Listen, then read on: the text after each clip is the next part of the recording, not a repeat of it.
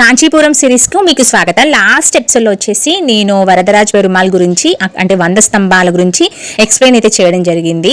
So ఇప్పుడు continuation అనమాట. చూస్తున్నారు కదా, ఇక్కడైతే తాబేలు షేపుతో ఎంత అందంగా ఎంత చక్కగా చెక్కారో. ఇదంతా కూడా ఈ తాబేలు స్ట్రక్చర్ అంతా కూడా ఒకే స్టోన్ మీద చెక్కారా లేకపోతే విడివిడిగా చెక్కి ఇక్కడ అటాచ్ చేశారా అనేది ఎక్కడ కూడా మనకి అర్థం కాదు. అస్సలు కేర్వింగ్ చూడండి ఎంత బాగా ఉందో. చాలా డీప్గా చాలా అందంగా శిల్పాలను అయితే చెక్కారండి. కానీ ఏంటంటే మైనస్ ఏంటంటే మనకి ఇక్కడ చెప్పే గైడెన్స్ ఎవరు లేరండి. అసలు ఎందుకు ఈ హిస్టారికల్ చరిత్ర గురించి చెప్పడానికి ఎందుకు గైడెన్స్ పెట్టలేదు అనేది అయితే ఒక ప్రశ్నార్థకంగా అయితే మారిందనమాట. సో అది మనకి గైడెన్స్ పెట్టి మన చరిత్ర గురించి ఇలా వచ్చిన పర్యాటకులకి చెప్తూ ఉంటే అది తరతరాలుగా అందరికీ తెలుస్తుంది కదా.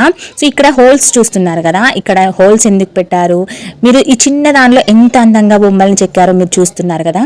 అది చాలా చిన్న ఏరియా, అంటే ఆ ఏరియాలోనే ఎంత అందంగా చెక్కారో. అయితే మనం ఈ 100 స్తంభాలతో కూడిన ఈ అద్భుత శిల్పకళలను చూడాలంటే ఖచ్చితంగా కొంచెం డబ్బు పే చేసి చూడాలండి. అండ్ మొబైల్ ఫోన్స్ కూడా ఎలా ఉంటుంది ఖచ్చితంగా.